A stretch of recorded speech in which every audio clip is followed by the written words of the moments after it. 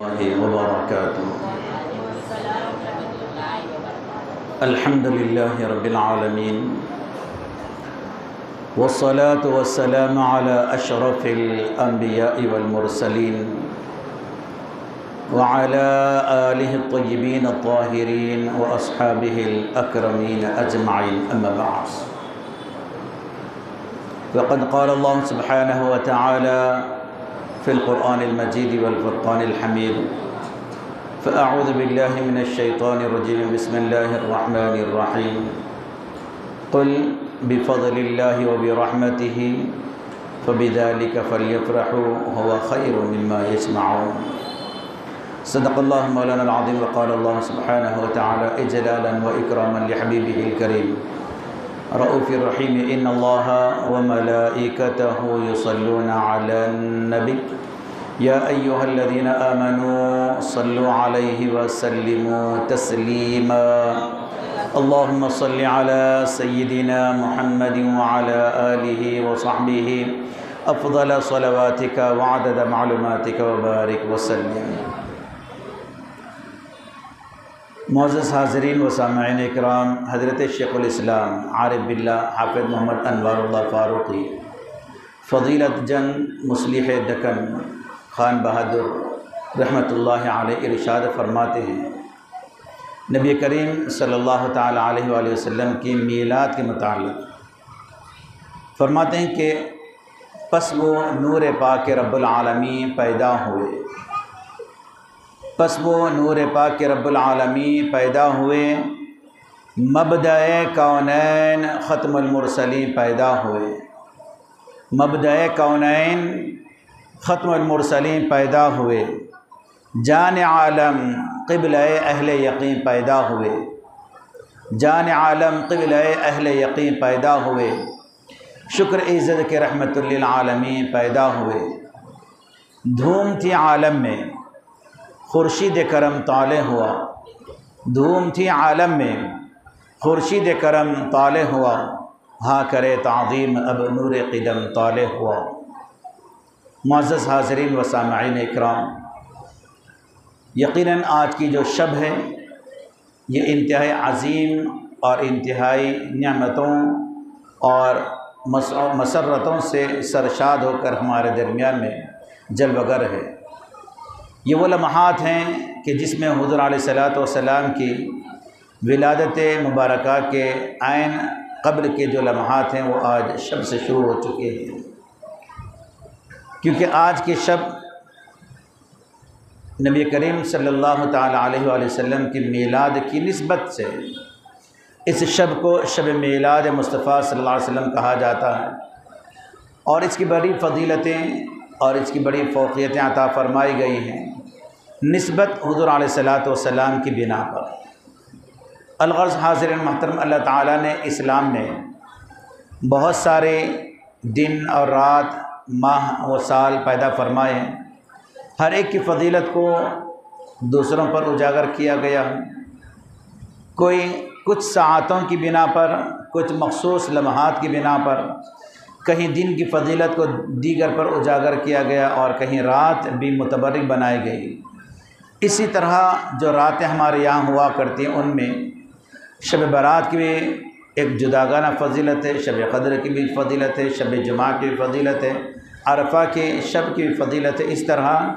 راتوں میں بہت سارے راتیں ہیں، ہر ایک کی فضیلت دوسروں سے ممتاز کی گئی ہے، لیکن بتایا یہ جاتا ہے کہ سب سے زیادہ معروف ترین جو شب ہے وہ ہے شب قدر، جس کی بابت قرآن کریم میں فرمایا گیا کہ لیلۃ القدر خیر من الف شہر۔ شب قدر یہ وہ مبارک اور مسعود ترین رات ہے کہ جس کے بارے میں فرمایا گیا کہ یہ 1000 مہینوں کے عبادت سے افضل ترین اس کو گردانا گیا۔ کیوں؟ تو بتایا گیا کہ تنزل الملائکۃ والروح فیہا باذن ربہم من کل امر۔ یہ وہ شب ہے کہ جس میں اللہ تعالیٰ کے محبوب ترین فرشتے جبرائیل علیہ السلام اور دیگر جو آپ کے ساتھ اور جو فرشتے ہیں وہ اس شب میں روئے زمین پر اترتے ہیں۔ اس بنا پر یعنی فرشتوں کے نزول کی وجہ سے اور ایک وجہ قرآن کریم کے نزول کی وجہ سے، یہ دو وجوہات ایسے ہیں کہ جس کی بنا پر اللہ تعالیٰ نے اس کی فضیلت کو دیگر راتوں پر اس کو اونچا رتبہ مقام مرتبے سے سرفرازی فرمائی۔ اب ذرا غور کریں، تقابل کر کے اگر ہم دیکھیں، فرشتے یہ اللہ تعالیٰ کی نورانی مخلوق ہے، جس کے نزول کی وجہ سے، جن کے آنے کی وجہ سے اللہ تعالیٰ نے اس ایک رات کو 1000 مہینوں کی عبادت سے افضل ترین اس ایک رات کو قرار دیا ہے۔ اب فرشتے کون؟ ذرا ملاحظہ فرمائیں کہ فرشتے آ رہے ہیں، جبرائیل آ رہے ہیں، تو وہ ایک رات ان کے آنے کی وجہ سے 1000 مہینوں سے افضل قرار دی گئی ہے، اور جن کی بنا پر خالق کائنات نے مکمل طور پر پوری کائنات کو عدم سے وجود بخشا ہے، اور وہ ذات اگر جس شب میں آئیں تو وہ رات کیسے افضل ترین کیوں نہیں ہوگی؟ کیونکہ یاد رہے فرشتے آ رہے ہیں تو 1000 مہینوں سے افضل ہو گئی۔ اور فرشتے کون ہیں؟ تو بتایا گیا کہ حضور علیہ السلام کے در کے جاروب کش ہے۔ دن میں 70,000 فرشتے حضور کے بارگاہ میں حاضر ہوتے ہیں اور سلامی دیتے ہیں، رات میں 70,000 جداگانہ یعنی اور 70,000 رات کے اوقات میں حضور کی بارگاہ میں حاضر ہوتے ہیں۔ تو دن میں اور رات میں اس طرح ایک دن میں 24 گھنٹوں میں تقریباً کم و بیش 1,24,000 یعنی 40,000، صبح 70,000 شام میں 70,000 فرشتے حضور کی بارگاہ پر حاضر ہوتے ہیں اور صلاۃ و سلام عرض کرتے ہیں۔ اور بتایا گیا کہ ایک مرتبہ اگر کسی کی آمد ہو جائے تو پھر دوبارہ صبح قیامت تک ان فرشتوں میں سے کسی اور کا نمبر نہیں آئے گا۔ تو ذرا غور کریں، تقابل کر کے دیکھیں کہ فرشتے آ رہے ہیں تو فرشتوں کی آمد کی بنا پر وہ ایک رات 1000 مہینوں کی عبادت سے افضل ہو گئی، اور وہ فرشتے جس گھر کے یا جس در کے دربان بن کر، یہاں کے جاروب کش بن کر وہاں پر عرضی یا سلامی دینے کے لیے حاضر ہو رہے ہوں، تو وہ رات، وہ 1000 مہینوں کی رات جو شب قدر ہے، اس سے افضل ترین کیوں نہیں ہوگی؟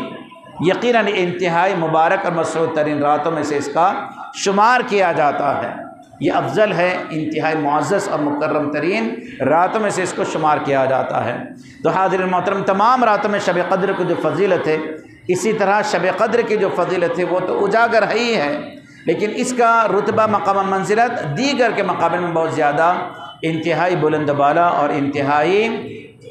اونچے رتبے مقام اور مرتبے والی یہ رات ہے، کیونکہ اس رات ایک آدھ نہیں بلکہ سرور ولد آدم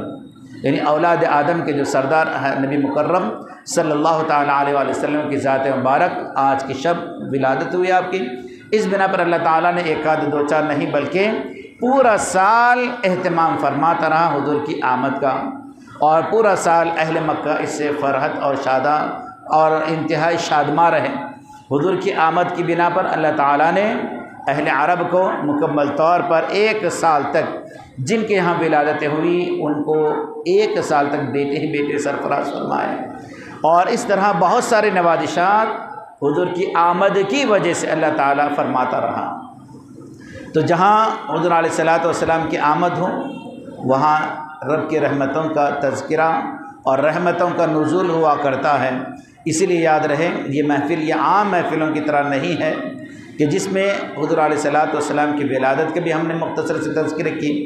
اور حضور کی مدح ثنائی بھی کی جاتی ہیں، اور خاص کر اس میں تو قصیدہ برد شریف کا مکمل طور پر اہتمام بھی کیا جاتا ہے۔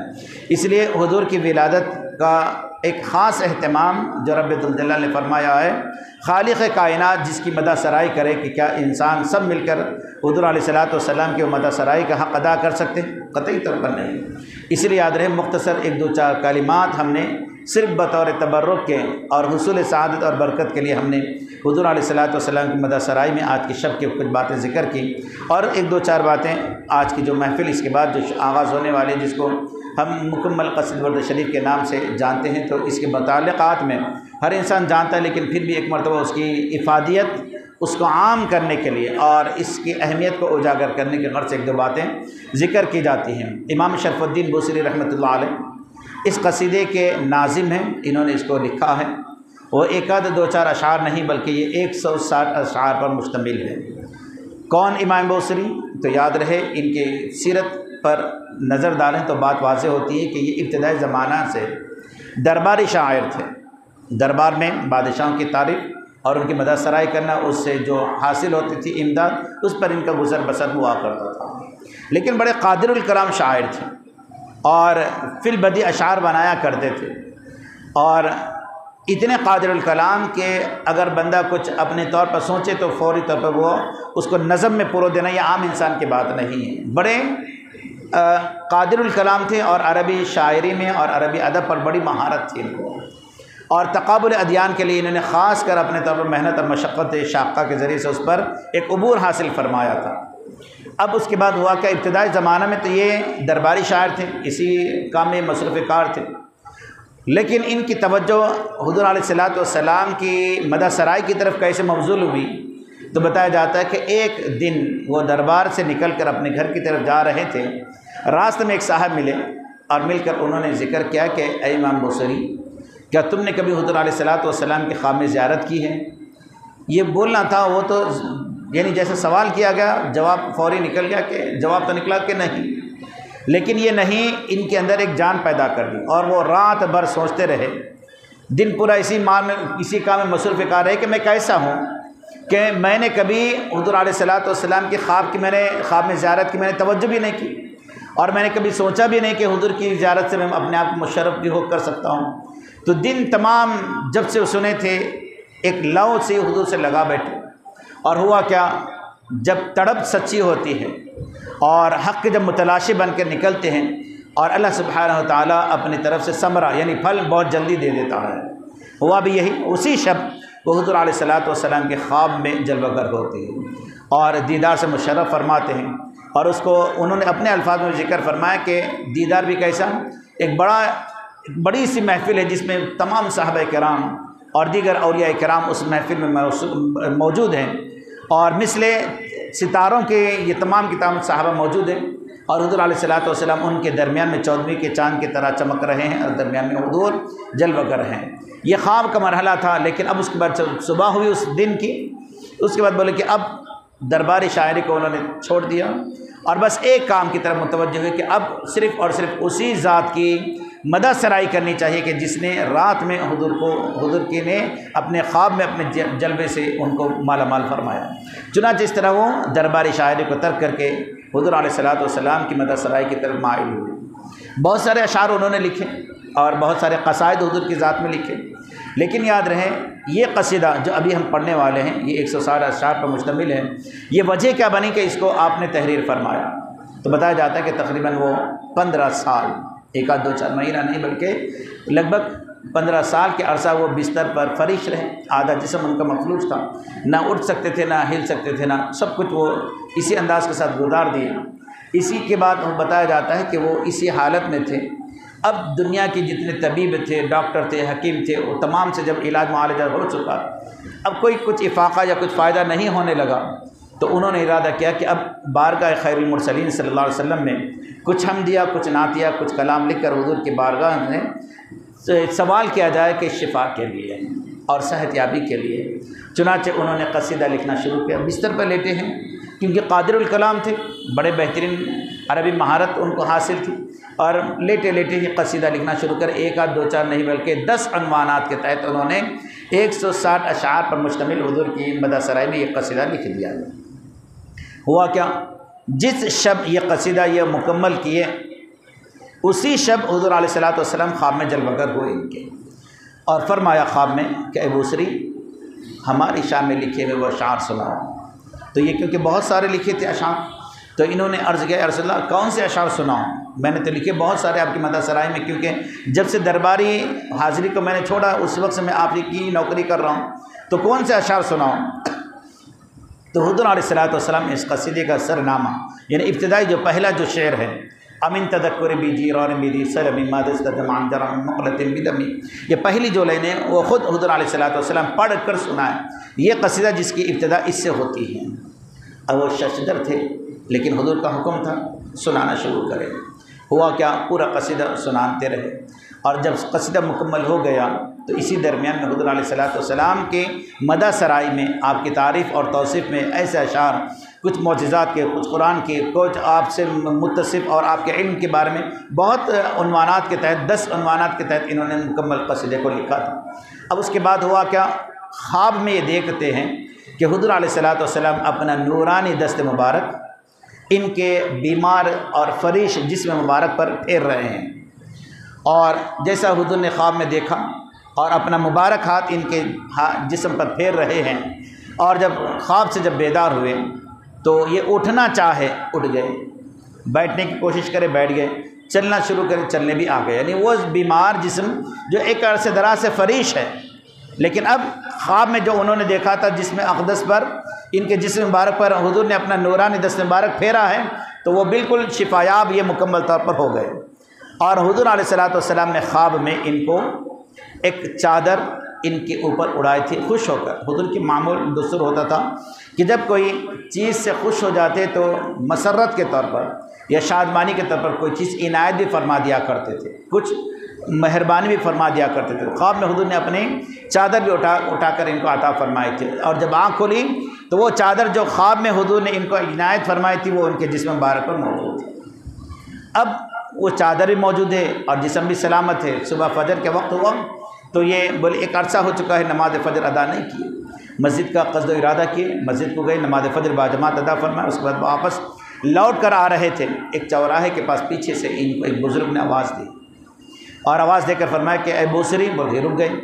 اور پوچھا کہ حضرت، وہ ایک مجذوب بزرگ تھے، پوچھا کیا بات ہے؟ تو انہوں نے عرض کیا کہ آپ نے جو قصیدہ حضور کی شان میں لکھا ہے وہ ہمیں بھی لکھ کر دے، ہمیں بھی سنا ہے۔ بولے بہت سارے اشعار لکھے ہوئے، کون سا لکھ کر دوں، کون سا سناؤں؟ تو انہوں نے یہ کہا کہ دراصل آج شام جو آپ نے حضور علیہ الصلوۃ والسلام کی شان میں کھڑے ہو کر جو حضور کے بارے میں جو تم قصیدہ جو سنا رہے تھے وہ قصیدہ مجھے بھی لکھ کر دیں اور مجھے بھی سنائیں۔ یہ شجدر ہے۔ اس قصیدے کے متعلق انہوں نے اپنے گھر میں بھی نہیں بتایا۔ آپ کو کیسے پتہ؟ جب ان سے سوال کیا گیا، ابو الرجاء ان کا نام ہے، وہ مجذوب تھے، تو انہوں نے فرمایا کہ دراصل بات یہ ہے کہ میں بھی، وہ فرماتے کہ میں بھی اس محفل میں، اس نشست میں جس میں تم قصیدہ سنا رہے تھے میں بھی دور ٹھہرے سن رہا تھا، حالانکہ خواب ان کا ہے، لیکن فرماتے ہیں کہ حضور کی آمد ہوئی اور میں بھی اس میں دور ٹھہرے ہوئے سن رہا تھا، اور میں یہ دیکھ رہا تھا کہ جب تم سنا رہے تھے تو حضور فرط مسرت سے جھوم بھی رہے تھے، یعنی کبھی دائیں جانب اور کبھی بائیں جانب بھی حضور متوجہ ہو رہے تھے۔ اور پھر ہوا کیا، حضور نے اپنی چادر مبارک بھی اتار کر تم کو عطا فرما دی، ذرا اس کا بھی دیدار فرما دے۔ چنانچہ وہ آئے گھر کو، وہ قصیدہ پورا مکمل طور پر لکھ کر بھی دیے اور وہ چادر بھی سے بھی دیدار فرمایا۔ اس کے بعد ہوا یہ کہ رفتہ رفتہ پورا کا پورے عالم کے اندر اس قصیدے کے چرچے ہونے لگے کہ یہ وہ قصیدہ جس کے لیے حضور علیہ الصلوۃ والسلام کے لیے انہوں نے جو لکھا تھا، حضور اس سے آگاہ بھی ہوئے، باخبر بھی ہوئے، اور ساتھ میں ان کو یہ فرط مسرت کے اور مجدہ یہ خوشخبری بھی بتا دی کہ جس وقت یہ قصیدہ مکمل ہوا اسی وقت حضور خواب میں جلوہ گر بھی ہوئے۔ اور اس بات سے اس بات کا بھی ثبوت ملتا ہے کہ حضور علیہ الصلوۃ والسلام اس بات سے آگاہ بھی ہوتے ہیں کہ اپنی امت کے ایک ایک عمل سے متنبع بھی ہوتے ہیں کہ امت کے کون سا عمل کب کیا کیا کر رہے ہیں۔ اسی لیے یاد رہے حضور علیہ الصلوۃ والسلام اسی شب ان کو دیدار سے اپنے مشرف اور معلومات فرمایا ہے۔ اب یہ قصیدہ اس وقت سے آج تک یہاں یعنی یہ مکمل طور پر پڑھا جانے لگا نظم کے طور پر، اور اس کے ساتھ ساتھ بہت سارے اس کے فوائد ہیں اور بہت سارے اس سے استفادہ لوگ کیا کرتے ہیں۔ یہاں تک بتایا جاتا ہے کہ اس کے پڑھنے کے بعد آپ کا مکمل طور پر ادب احترام کو ملحوظ رکھنا چاہیے، اور ہر شب جمعہ، یعنی ہر شب جمعہ مسلسل طور پر اگر کوئی بندہ اس کا اہتمام کرتا ہے تو وہ حضور علیہ الصلوۃ والسلام کے دیدار سے مشرف بھی ہوتا ہے۔ اور انتہائی ادب، اگرچہ کہ یہ عربی قصیدہ ہے، عربی میں لکھا گیا، عربی میں پڑھا جائے گا، سمجھ میں آئے یا نہ آئے، لیکن ہماری ذمہ داری ہے کہ ادب کو ملحوظ رکھیں، کیونکہ جس محفل میں قصیدہ حضور علیہ الصلوۃ والسلام کی مدح اور سرائی میں جو لکھا گیا جب پڑھا جاتا ہے تو وہ وقت بعید نہیں کہ حضور علیہ الصلوۃ والسلام بھی اس کے اندر شامل حال شریک اگر حضور بھی ہو جائیں تو یعنی فرشتے تو آتے ہی ہیں، اگر حضور کی نظر کرم بھی اگر ہو جائے تو یہ ہمارے لیے زندگیوں کو संवारने का एक ज़रिया बन जाता है। इसलिए सबसे अहम तरीन अदब को मलहूज़ खातिर रखें और बावज़ू हों, क़िबले की तरफ रुख करके इसको पढ़ें, नज़म के साथ पढ़ें और नसर के तौर पर यानी तेज़ी के साथ ना पढ़ें, इत्मीनान के साथ पढ़ें। तो याद रहे इसके जो मानी जो मतालिब है उसकी तरफ भी तवज्जो करें तो ज़्यादा मुनासिब और ज़्यादा बेहतर है। ये कुछ मुख्तसर से कलिमात थे क़सीदे बुर्द शरीफ के मुतालिक। अब बिला किसी ताख़ीर मैं आप हज़रत से ख्वाहिश करता हूँ 1-2-4 मिनट का मुख्तसर से वक्फ़ा दिया जाएगा ताकि आप बहुत देर से बैठे हुए हैं इशा के बाद से अब तक, अगर आप एक मरतबा फिर फ्रेश वज़ू बना लें तो ज़्यादा बेहतर मुनासिब होगा। और ताकि इसके बाद लगभग 160 अशार है और कुछ हमदिया कलाम जो इब्तिदा में पढ़ा जाता है, फिर लास्ट में कुछ मनक़बतें और ख़ुद हुज़ूर अलैहिस्सलाम की मदह सराय में कुछ और उर्दू नात या उर्दू कलाम भी शामिल हाल किया जाएगा। तो ये तकरीबन 160 अशार पढ़ने के लिए लगभग 40 से 50-60 मिनट का वक्त लगता है। इत्मीनान क़ल्बी और हुज़ूर क़ल्बी के साथ आप लोग जलवागर हो। बिला किसी ताख़ीर क़सीदे बुर्द शरीफ का आगाज़ किया जाएगा। 1-2-4 मिनट का आपके लिए वक्फ़ा दिया जाना है। अपने आप को संवारने और तहारत वगैरह का अगर तक़ाज़ा हो तो